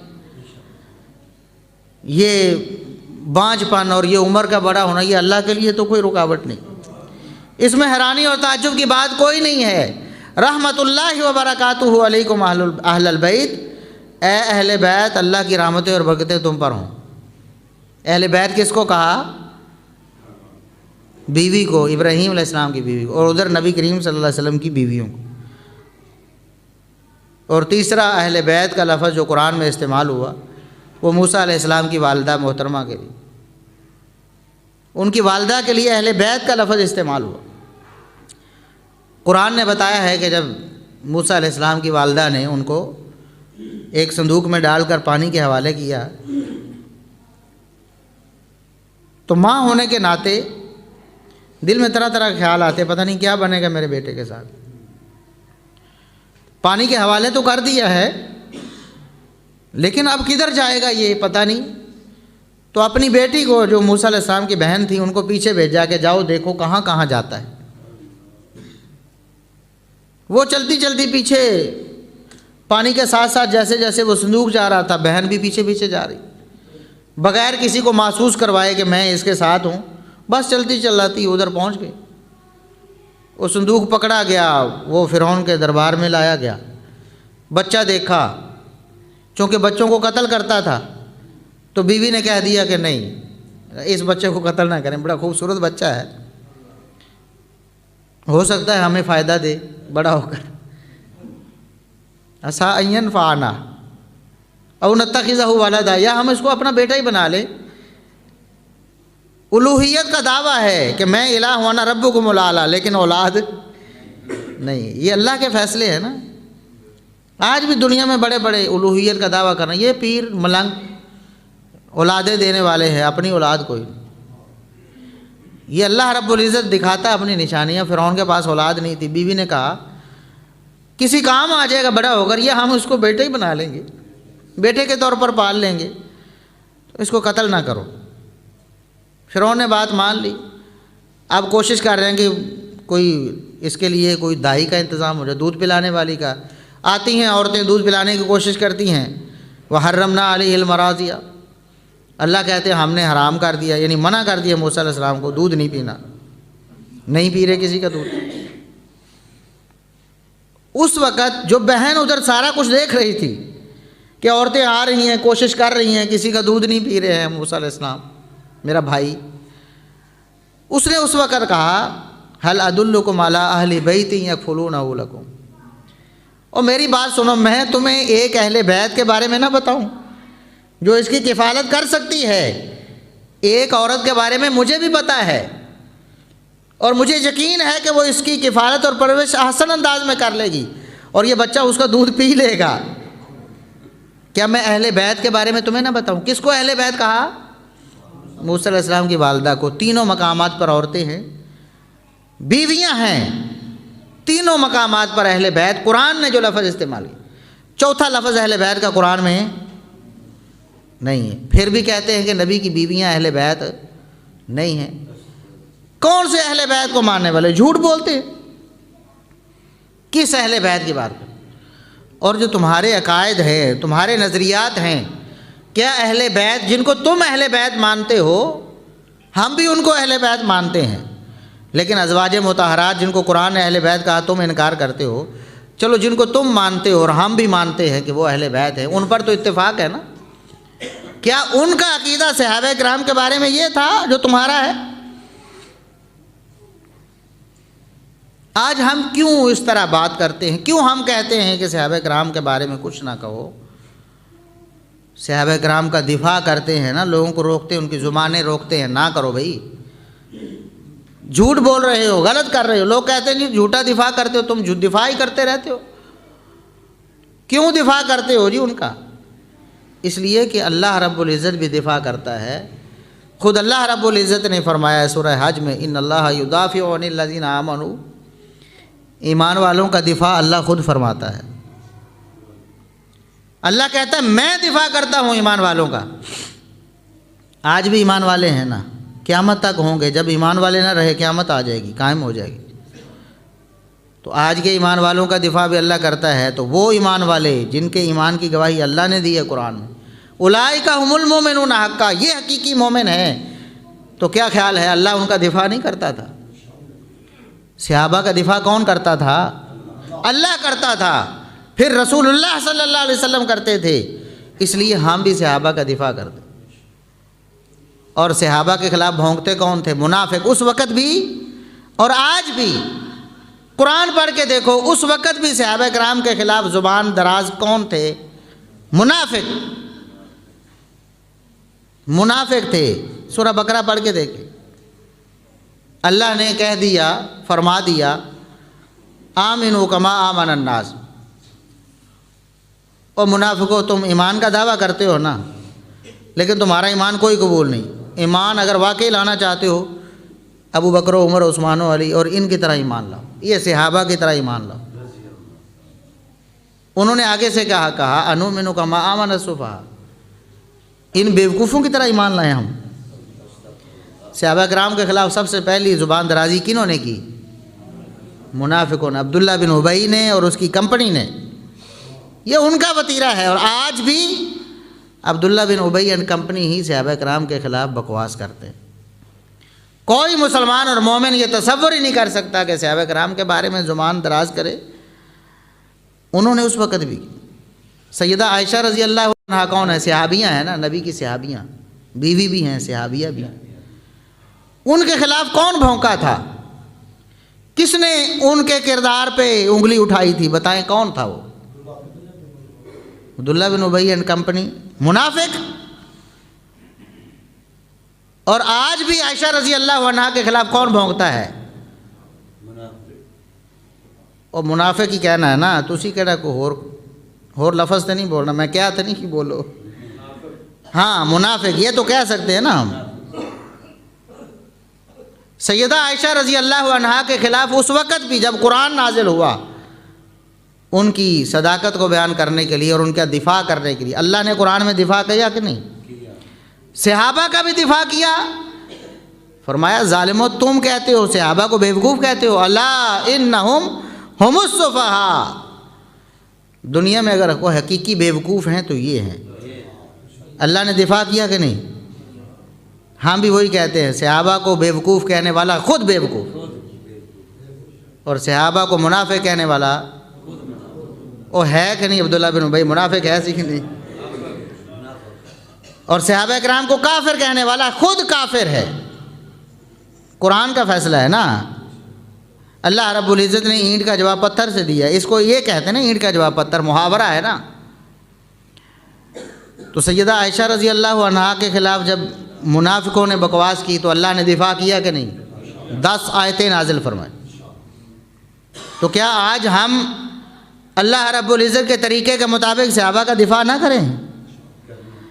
جب منافقوں نے صحابہ کرام کے خلاف بکواسات کی تو رسول اللہ صلی اللہ علیہ وسلم نے ان کا دفاع، رسول اللہ صلی اللہ علیہ وسلم اپنے صحابہ کا دفاع کرتے، اور آپ صلی اللہ علیہ وسلم کے بعد صحابہ دوسرے صحابہ کا دفاع کرتے۔ صحیح بخاری میں مذکور ہے، عبداللہ ابن عمر رضی اللہ عنہما مسجد نبوی میں موجود تھے، باہر سے کوئی شخص آیا مصر کے علاقے سے، کوئی بدبخت، اور آ کر کہنے لگا تواڈے چوں بڑا کیڑا عالم ہے؟ میں گل کر رہی ہوں، سوال کرنے نے، مینوں بڑے بزرگ کو لے کے چلو جڑا ہے۔ لوگوں نے کہا کہ یہ ہمارے بزرگ ہیں، عبداللہ ابن عمر رضی اللہ عنہ، نبی کریم صلی اللہ علیہ وسلم کے دور میں تو بچے تھے نا، نوجوان تھے، لڑکے تھے، بعد میں کافی عرصہ عمر پائی انہوں نے، بڑھاپے کی طرف چلے گئے تھے۔ تو لوگوں نے کہا کہ یہ ہمارے بزرگ ہیں، سب سے بڑے عالم بھی یہی ہیں ابھی ہمارے پاس۔ تو کہنے لگا کہ میں آپ سے سوال کرنا چاہتا ہوں، کچھ سوال کرنے ہیں، آپ نے مجھے جواب دینے ہیں۔ عبداللہ بن عمر رضی اللہ عنہ نے فرمایا چلو کرو سوال۔ کہتے بتاؤ کہ کیا عثمان رضی اللہ عنہ احد والے دن بھاگ کھڑے ہوئے تھے کہ نہیں؟ احد والے دن جو بھاگ کھڑے ہوئے تھے لوگ، عثمان رضی اللہ عنہ میں تھے کہ نہیں تھے؟ بھاگے تھے کہ نہیں بھاگے تھے؟ عبداللہ بن عمر رضی اللہ عنہ نے فرمایا کہ ہاں بھاگے تھے۔ کہتے دوسرا سوال کرو جی، دوسرا سوال، عثمان رضی اللہ عنہ بدر میں جو شامل مجاہدین تھے ان میں بھی موجود نہیں تھے نا؟ بدر میں بھی شامل نہیں نہ ہوئے؟ اہل بدر کی اتنی فضیلت ہے، اللہ نے فرمایا کہ میں نے ایڈوانس میں ہی تمہیں معاف کر دیا، جاؤ جو مرضی کرتے رہو۔ لیکن بتاؤ کہ عثمان بدر والے دن بھی غائب سی ہے کہ نہیں؟ عبداللہ بن عمر رضی اللہ عنہ نے فرمایا ہاں بدر والے دن بھی غائب تھے عثمان رضی اللہ۔ پھر کہتا ہے تیسرا سوال ہے، جب بیعت رضوان ہوئی، رسول اللہ صلی اللہ علیہ وسلم کے ہاتھ پہ حدیبیہ کے مقام پر درخت کے نیچے بیعت ہوئی موت کی، اس میں بھی عثمان موجود نہیں تھے، بتاؤ ایسے ہے کہ نہیں؟ عبداللہ بن عمر نے فرمایا ہاں ایسے ہی ہے، عثمان رضی اللہ عنہ وہاں موجود نہیں تھے جب بیعت ہوئی۔ تو کہنے لگا اللہ اکبر، نعرہ لگا دیا، نعرہ تکبیر، جیسے میں نے بڑا مارکا مار لیا، یعنی عثمان رضی اللہ عنہ کے 3 عیب بتا دیے میں نے، 3 خرابیاں ان کی بتا دی ہیں، تم بڑی شان بیان کرتے پھرتے ہو عثمان کی، یہ دیکھو یہ بات، یہ ان کی حقیقت ہے۔ آج بھی لوگ کہتے ہیں نا جی ابو بکر کی حقیقت دیکھو جی، عمر کی، عثمان کی، یہ کی، اسی طرح کے بدبخت ہوتے ہیں۔ عبداللہ بن عمر رضی اللہ عنہما نے فرمایا او ٹھہر جا ٹھہر جا، اب میرے سے سن بھی لے، جواب بھی سن لے، اپنی باتیں کر کے ہی نعرے مار رہا ہے، اب ذرا دفاع بھی سن لے عثمان بن عفان رضی اللہ عنہ کا۔ میں عبداللہ ابن عمر دفاع کرنے لگا ہوں، اگر تم میں جرأت ہے تو جواب دینا۔ اب پہلی بات تم نے کہا کہ غزوہ احد میں بھاگ گئے تھے، ہاں بھاگ گئے تھے، لیکن تم نے اللہ کا قرآن نہیں پڑھا؟ اللہ نے قرآن میں فرمایا وَلَقَدْ عَفَا اللَّهُ عَنْهُ، جاؤ اللہ نے تمہیں معاف کر دیا، جاؤ اللہ نے تمہیں معاف کر دیا۔ ہم بھی کہتے ہیں صحابہ معصوم عن الخطا، اور انسان ہونے کے ناطے کوئی کوتاہی ہو سکتی تھی کہ نہیں ان سے، لیکن ان کا اعزاز یہ ہے کہ قطعی اور یقینی طور پر اللہ نے ان کو معاف کر دیا ہے۔ اور آج دنیا میں کوئی شخص 40 سال 50 سال 70 سال ڈاکے مارتا رہے، چوریاں کرتا رہے، بدکاریاں کرتا رہے، پھر وہ آخرکار توبہ کر کے مسجد میں آ جاتا ہے، نمازی بن جاتا ہے، قرآن پڑھتا رہتا ہے ہر وقت، کیا اس کو تانا دیا جا سکتا ہے وہ چورا تینوں ویکھیا؟ نہیں نا۔ کیوں؟ وہ توبہ کر لی نا، اس نے معافی مانگ لی ہے۔ اب اللہ نے معاف کیا ہے کہ نہیں ہمیں پتہ نہیں، پتہ نا، لیکن چونکہ اس نے معافی مانگ لی ہے، اب کسی مسلمان کے لیے یہ گنجائش نہیں کہ اس کو اس کی پرانی بات پہ کوئی تانا دے۔ سمجھ گئے؟ یہ تو بدبختی ہے نا، اس نے توبہ کر لی، وہ تو اللہ سے معافی مانگ بیٹھا ہے اور تم اس کو وہ تانا دے رہے ہو۔ ہمیں پتہ نہیں کہ اس کو اللہ نے معاف کیا ہے کہ نہیں، لیکن ہم دیکھتے ہیں اس نے معافی مانگ لی ہے، اب ہم اس کو تانا دے سکتے۔ اور جس کو اللہ نے بتا دیا کہ میں نے معاف کر دیا ہے، اس کو کہنا کہ دیکھو عمر انج نہیں کرتا رہا، عثمان انج نہیں کرتا رہا، نعوذ باللہ ثم نعوذ۔ اور بات سمجھ گئے کہ نہیں؟ صحابہ کا دفاع اللہ نے کیا ہے، رسول اللہ صلی اللہ علیہ وسلم نے کیا ہے، اور صحابہ کرام بھی کرتے تھے، آج ہم بھی۔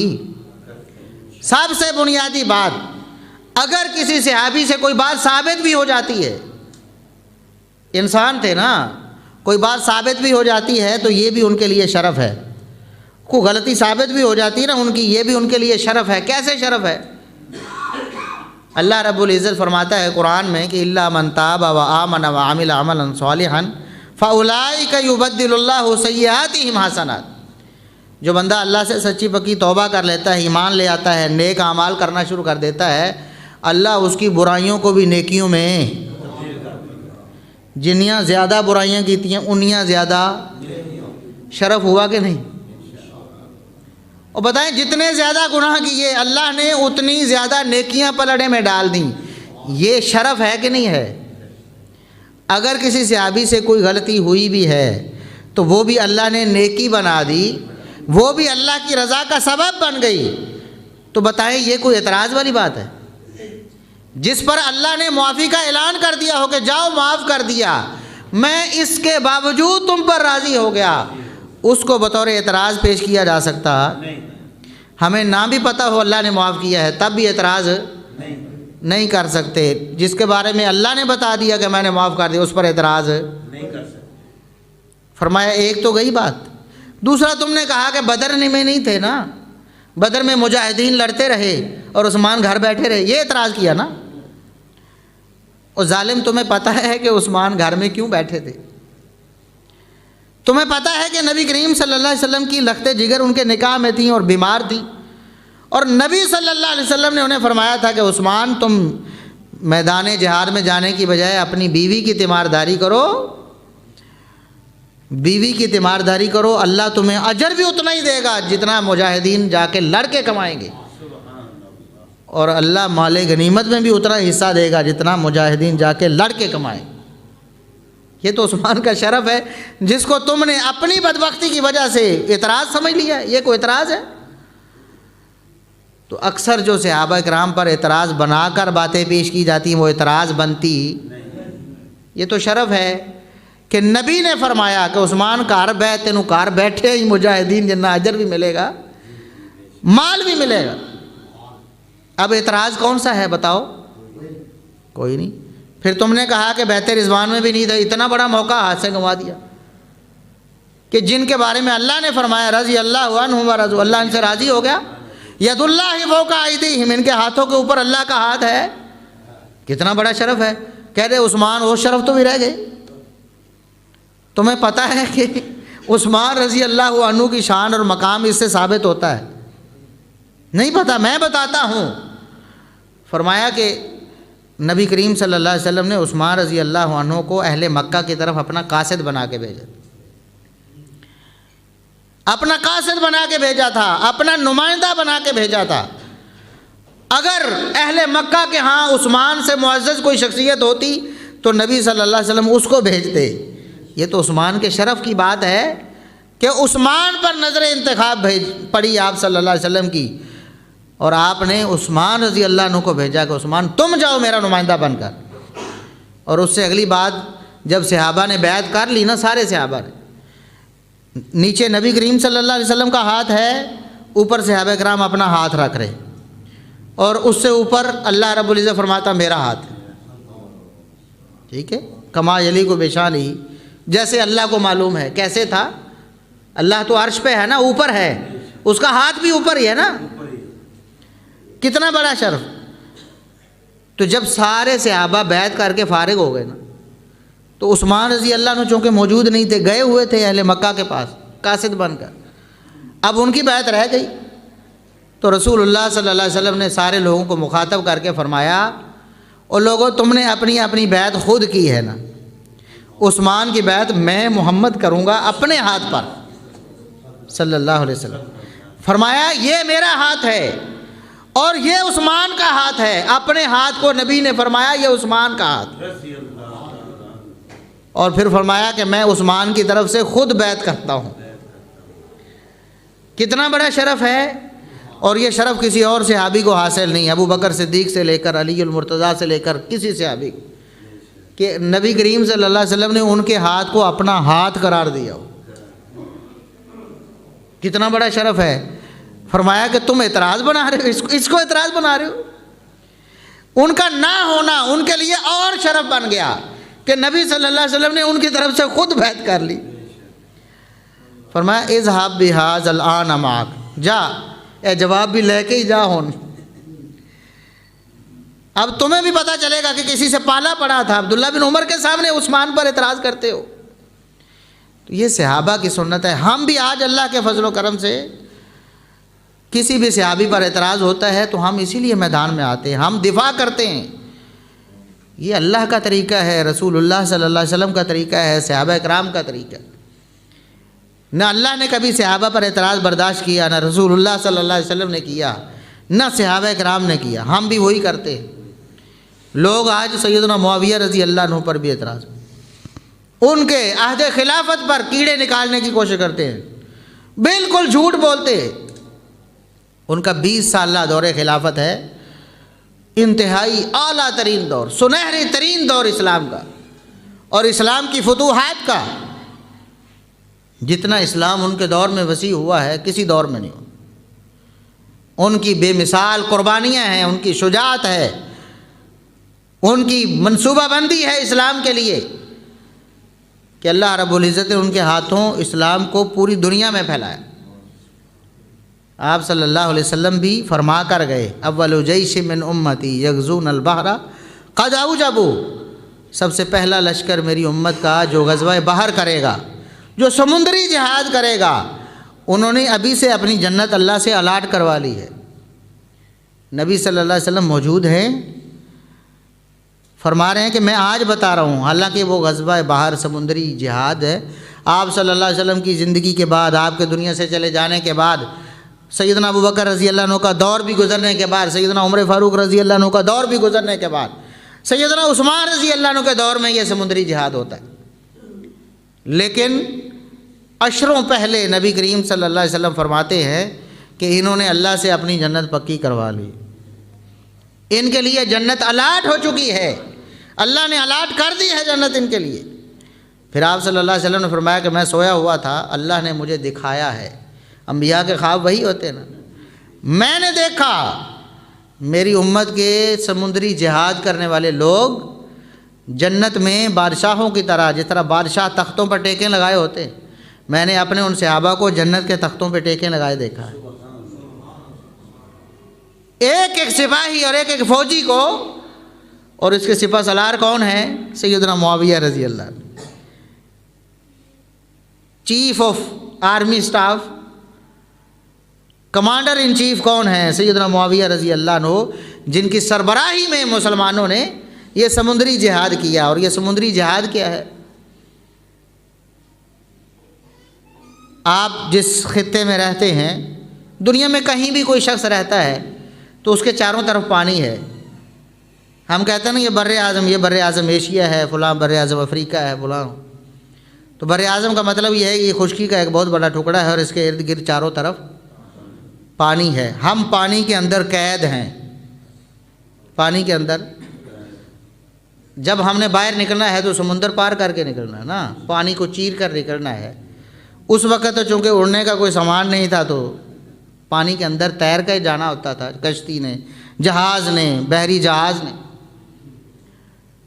تو سمندری جہاد کا مطلب یہ ہے کہ اسلام کو ایک بر اعظم سے نکال کر پوری دنیا میں جا کے پھیلا، یعنی سمندروں سے بھی پار جا کر اسلام کی حقانیت کے جھنڈے گاڑنا اور اسلام کو غالب کرنا، وہاں بھی علاقے کو فتح کر کے اسلام کی سلطنت کا حصہ بنانا، یہ ہے سمندری جہاد. اور اسلام کو اللہ رب العزت نے ایک بر اعظم سے نکال کر پوری دنیا کے لیے عالمی مذہب کس کے ہاتھوں بنایا؟ سیدنا معاویہ رضی اللہ عنہ. یہ وہ شخصیت ہے، آج اسلام کے دشمن اسی لیے ان کے دشمن. اسلام کے دشمن ابو بکر صدیق رضی اللہ عنہ کے بھی دشمن ہیں، عمر فاروق رضی اللہ عنہ کے دشمن ہیں، عثمان غنی رضی اللہ عنہ کے دشمن ہیں، اور حقیقت میں سیدنا علی المرتضیٰ رضی اللہ عنہ کے بھی دشمن ہیں. کیونکہ جو عقیدہ ان کا ہے یہ اس کو جھٹلاتے ہیں، جو عمل ان کا ہے اس کو جھٹلاتے ہیں، جو محبت ان کی ہے یہ جھٹلاتے ہیں، جو فرامین ان کے ہیں وہ جھٹلاتے ہیں. اور یہ اسلام کے دشمن سیدنا معاویہ رضی اللہ عنہ کے بھی دشمن ہیں. کیوں؟ انہوں نے بھی اسلام کے لیے اتنی لازوال محنت اور کوشش کی ہے اور اسلام کو اس قدر بڑے بڑے تحفے دیے ہیں، پوری دنیا میں اسلام کو پھیلا کے رکھ دیا، یہ معاویہ رضی اللہ عنہ. تو نبی کریم صلی اللہ علیہ وسلم کیا فرماتے ہیں کہ یہ سارے کے سارے ان کے لیے جنت ابھی سے الاٹ ہو چکی، یہ تو جنتی، پکے جنتی. اہل بدر کے بارے میں جنت پکی ہوئی نا، اللہ رب العزت نے رسول اللہ صلی اللہ علیہ وسلم کو بتایا اور آپ نے فرمایا اللہ قد اطلع علی اہل بدر فقال اعملوا ما شئتم فقد وجبت لكم الجنہ. اللہ نے اہل بدر پر نظر رحمت فرمائی اور یہ ارشاد فرما دیا، جاؤ اہل بدر جو بدر میں شامل ہو گئے ہو نا اللہ کے رسول صلی اللہ علیہ وسلم کے ساتھ، جاؤ آج کے بعد جو مرضی کرتے رہو، میں نے جنت تمہارے نام الاٹ کر دی ہے. جنت الاٹ ہو جائے اس کے بعد ساری زندگی جو مرضی کرتے رہو، جنت کینسل ہوتی؟ الاٹ کرنے والی کون سی ذات ہے؟ اللہ کو تو پتہ ہے نا بعد میں کیا ہونا ہے. ہم کسی کو کوئی چیز دے کر پچھتاتے ہیں، یار اینو نہیں دینی چاہیے تھی، اس نے یہ صلہ دیا ہمیں، یہ تو ہم سوچتے ہیں نا، ہمیں تو پتہ نہیں کل کو کسی نے کیا کرنا ہے. اللہ رب العزت تو علام الغیوب ہے، اللہ رب العزت کو پتہ ہے اور یقینی پتہ ہے کہ کل کو کیا ہونا ہے، قیامت تک کیا ہونے والا ہے، ابد الآباد تک کیا ہونا ہے. اللہ کو پتہ تھا نا. اللہ نے فرما دیا جاؤ تمہارے لیے جنت پکی. کس کو فرمایا؟ اہل بدر کو بھی فرمایا اور معاویہ رضی اللہ عنہ کو بھی. اگر وہ نعوذ باللہ ثم نعوذ باللہ، جس طرح یہ لوگ بکواس کرتے ہیں کہ انہوں نے دین کا نقصان کر دیا، دین کو برباد کر دیا، خلافت تباہ کر دی، فلاں کر دیا، فلاں کر دیا، کیا اللہ کو پتہ نہیں تھا؟ پتہ تھا نا. اللہ نے جنت الاٹ کر دی نا پتہ ہوتے بھی. جب اللہ نے جنت الاٹ کر دی، بعد میں سیدنا معاویہ رضی اللہ عنہ اگر ساری زندگی بھی برے عمل بھی کرتے رہتے تب بھی ان کو لیے کوئی نقصان نہیں، جنت تو الاٹ ہو گئی نا. لیکن سیدنا معاویہ رضی اللہ عنہ نے کبھی کوئی ظلم کیا؟ یہ اسلام کی تاریخ کھلا باب ہے جس میں ہمت ہے، جرأت ہے. کوئی ایک ظلم لے کر آئے، ثابت کرے کہ کوئی ایک فیصلہ جو سیدنا معاویہ رضی اللہ عنہ نے کیا اپنی زندگی میں مسلمانوں کے لیے، اسلامی مملکت کے لیے اور خلافت کے لیے، وہ کتاب و سنت کے خلاف تھا. کوئی ایک فیصلہ پیش. کبار صحابہ موجود ہیں، کبار صحابہ، سعد بن ابی وقاص رضی اللہ عنہ جیسے کبار صحابہ. سعد بن ابی وقاص عشرہ مبشرہ میں شامل ہیں. ایسے کبار صحابہ کی موجودگی میں سیدہ عائشہ ام المومنین رضی اللہ عنہ، ایسی عظیم الشان شخصیات فقیہ امت کی موجودگی میں، اور بڑے بڑے مغیرہ بن شعبہ رضی اللہ عنہ جیسے اہل بیت رضوان والے ایسے لوگوں کی موجودگی، اور تو اور نبی کریم صلی اللہ علیہ وسلم کے دونوں نواسے کچھ دور تو سیدنا حسن رضی اللہ عنہ بھی دیکھا ہے، پھر بعد میں وفات پا گئے، شہید ہو گئے، لیکن سیدنا حسین رضی اللہ عنہ نے پورے 20 سال ہی دیکھے۔ ان سے زیادہ جری، بہادر اور کمانڈر کوئی ہو سکتا ہے؟ نبی کے نواسے ہیں نا۔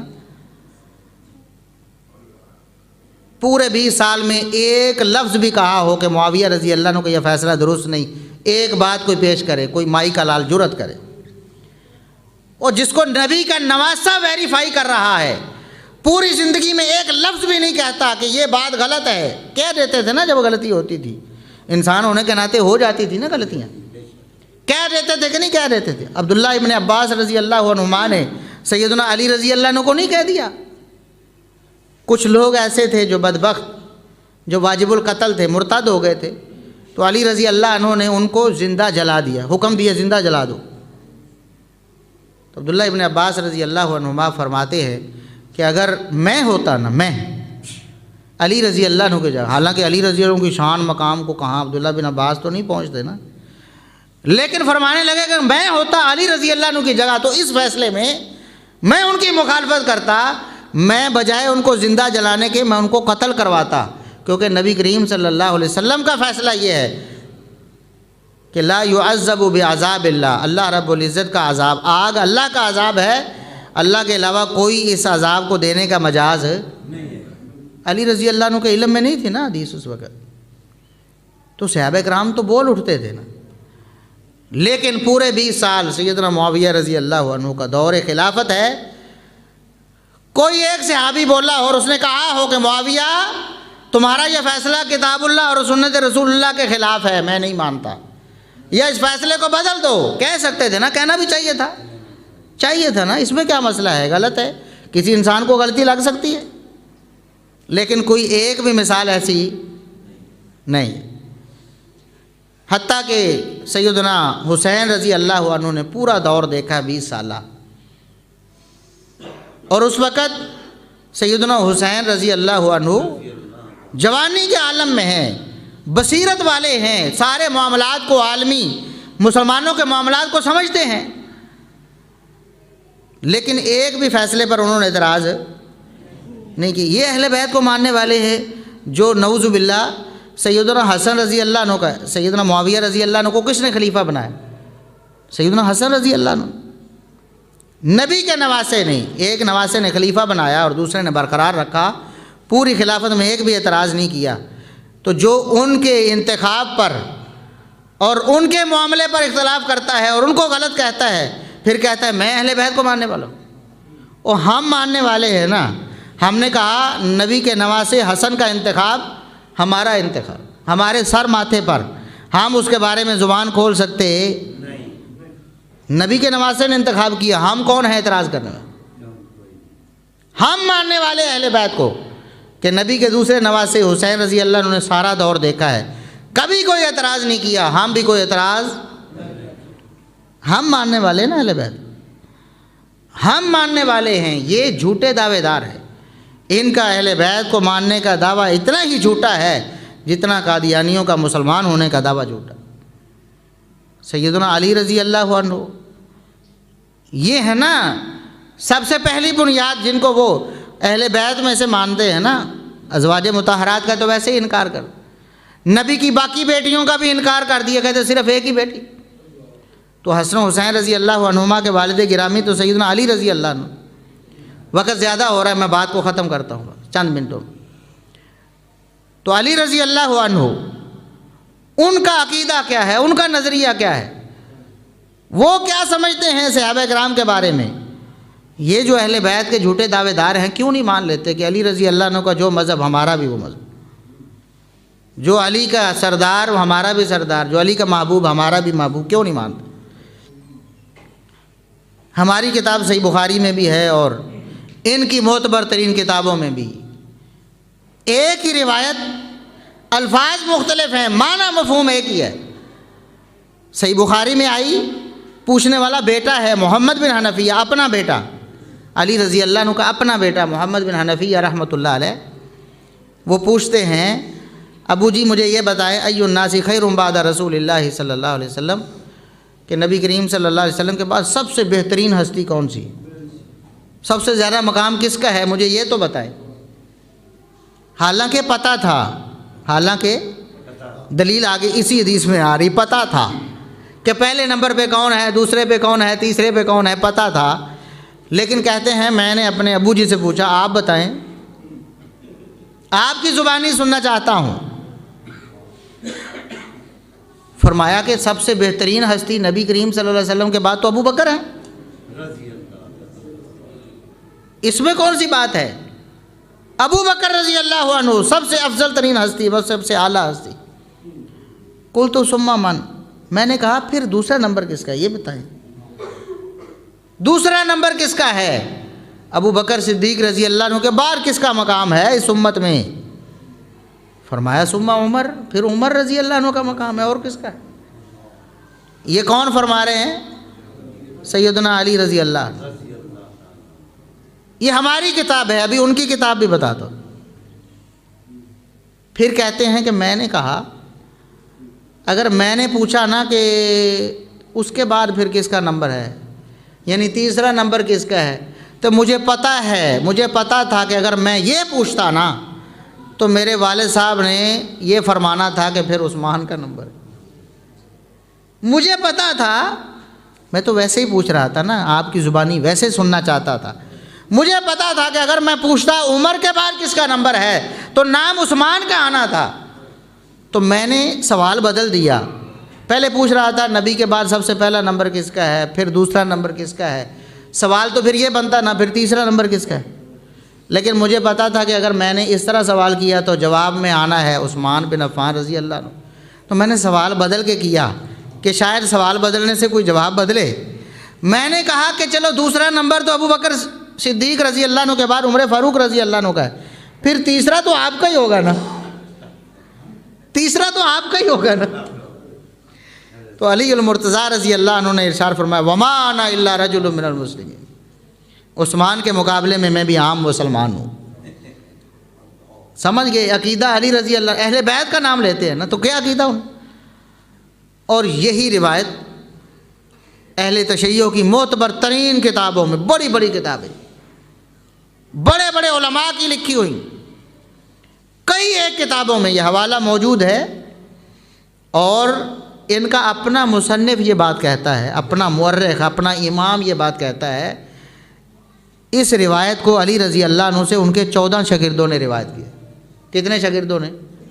ہمارے پاس ایک شاگرد تھے محمد بن حنفیہ رحمۃ اللہ، ہم تو ایک کی بھی مان لیتے ہیں نا، بیان جو کرنے والا سچا ہے ایک بیان کرے۔ وہ کہتے ہیں کہ علی رضی اللہ عنہ نے خطبے میں یہ بات ارشاد فرمائی، اور ان کے اس خطبے کو 14 شاگردوں نے روایت کیا ہے۔ وہ 14 کے 14 شاگرد تمہاری کتابوں کے راوی، تمہارے اماموں میں سے، تمہارے علماء میں سے، تم نے کہا 14 شاگرد ہیں، تمہارے تھے 14 شاگردوں نے ایک ہی بات روایت کی کہ علی المرتضیٰ رضی اللہ عنہ خطبہ ارشاد فرمایا، اور خطبے میں یہ الفاظ ارشاد فرمائے خیر هذه الامة بعد نبیها ابو بکر و عمر۔ نبی کریم صلی اللہ علیہ وسلم کے بعد اس امت میں سب سے بہترین ہستی ابو بکر ہیں اور عمر ہیں۔ بات سمجھ گئے؟ یہ اہل بیت کا، کون سے اہل بیت کو مان، کس اہل بیت کو مان؟ پھر ان کا سارا مذہب گانا بجانا، قوالیاں، مزار، قبر پرستی، گھوڑوں کی قبریں بنا کر ان کو پوج رہے، یہی تھے نا قبر پرستی، ان کا مذہب ہے۔ اور علی المرتضیٰ رضی اللہ عنہ کا مذہب کیا ہے، وہ کیا سمجھتے ہیں؟ صحیح مسلم کی حدیث ہے، ایک دن اپنی دور خلافت میں، اپنی خلافت میں ایک اپنے ساتھی ابو الحیاج الاسدی کو رحمہ اللہ تعالی جو تابعی ہیں، ان کو بلا کر کہتے ہیں علی رضی اللہ عنہ الا ابعثک علی ما بعثنی بہ رسول اللہ صلی اللہ علیہ وسلم، اور ابو الحیاج آج تمہاری میں وہی ڈیوٹی نہ لگاؤں جو نبی کریم صلی اللہ علیہ وسلم میری لگایا کرتے تھے، وہی ڈیوٹی میں تمہیں نہ دوں جو مجھے نبی کریم صلی اللہ علیہ وسلم نے دی تھی۔ ظاہر ہے انہوں نے عرض کیا ہوگا کیوں نہیں، میری سعادت ہے، جو ڈیوٹی آپ کرتے رہے نبی کریم صلی اللہ علیہ وسلم کے کہنے پر میں بھی وہی کرنے کے لیے تیار ہوں۔ فرمایا جاؤ دنیا میں جہاں بھی کہیں تمہیں کوئی مجسمہ کھڑا نظر آتا ہے، کوئی مجسمہ، کوئی بت، مورتی، تصویر کسی